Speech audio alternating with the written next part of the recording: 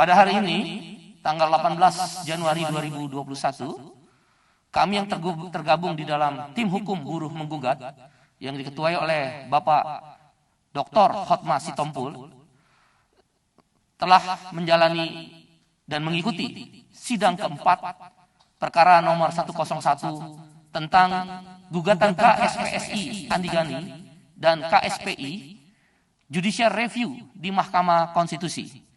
Pada sidang hari ini, 18 Januari 2021, jam 11 siang, sudah didengar pandangan dan pendapat dari DPR dan pemerintah yang mewakili Presiden.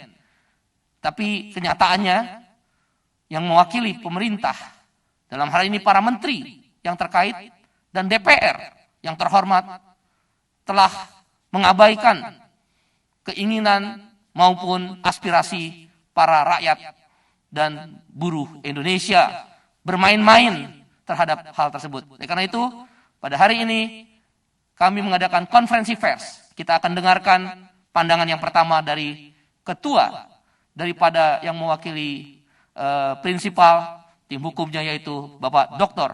Hotma Sitompul. Nanti akan dilanjutkan oleh Saudara Nasef dan prinsipalnya oleh Hermanto Ahmad, dan nanti terakhir saya sendiri, Said Iqbal. Silakan Pak Hotma. Assalamualaikum warahmatullahi wabarakatuh. Saya Ketua Tim Hukum Buruh Menggugat sangat menyesalkan, saya ulangi, sangat menyesalkan bagaimana wakil pemerintah tidak siap menjawab permohonan kami. Ini sungguh menunjukkan kepada masyarakat ketidakseriusannya para wakil-wakil kita di DPR itu. Sungguh sangat disesalkan.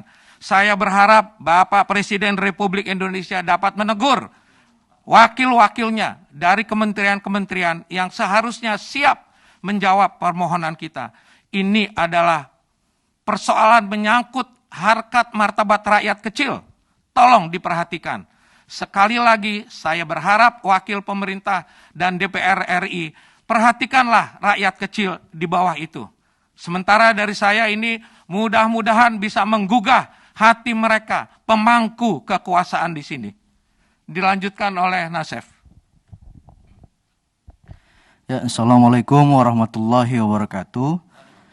Kami dari tim hukum buruh menggugat secara tegas tadi menyatakan kepada Majelis Hakim Konstitusi untuk menolak keterangan pemerintah dan DPR yang akan disampaikan yang sudah lewat tenggang waktu.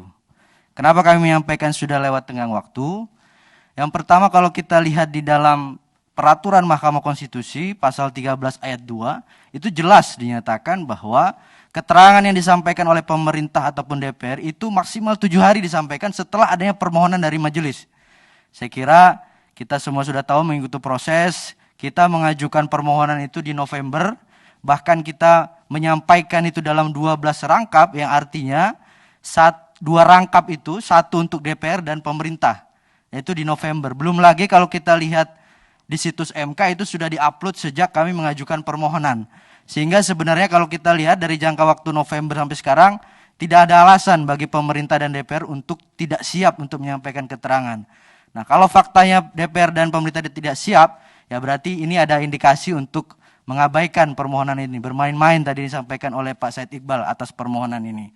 Oleh karena itu, tadi dalam persidangan kami menyampaikan kepada majelis untuk menyatakan tidak diterima keterangan yang disampaikan oleh DPR dan pemerintah, karena memang di dalam Undang-Undang MK sendiri sebenarnya keterangan pemerintah atau presiden itu bersifat fakultatif.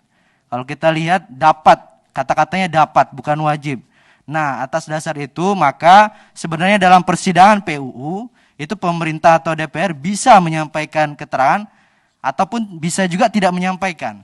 Nah, karena sudah melewati tenggang waktu ini, maka kami secara tegas tadi menyampaikan untuk memohon agar keterangan nanti yang disampaikan oleh Presiden dan DPR itu ditolak atau paling tidak dinyatakan tidak diterima oleh Majelis Hakim Konstitusi. Mudah-mudahan kita semua berharap majelis bisa kemudian memenuhi rasa keadilan juga pemohon, agar jalannya persidangan ini betul-betul mencerminkan satu peradilan yang fair dan adil begitu. Terima kasih.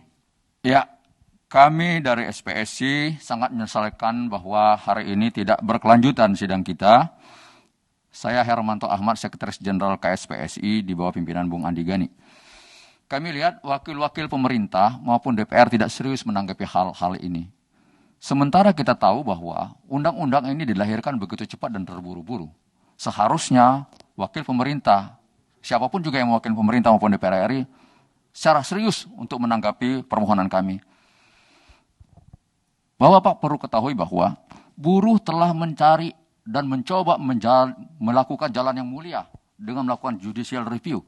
Kita beradu di dalam forum hukum. Dengan demikian, maka tidak sepantasnya pemerintah dan DPR tidak siap pada hari ini. Saya kira ini menjadi catatan bagi kami. Undang-Undang 11 tahun 2020 ini merupakan hal yang fundamental, merubah tatanan kita dari yang sebelumnya menjadi tatanan yang baru. Sementara kami melihat bahwa tatanan itu tidak menguntungkan dan tidak berpihak kepada kami. Saya kira itu statement kami. Terima kasih. Baik, kawan-kawan media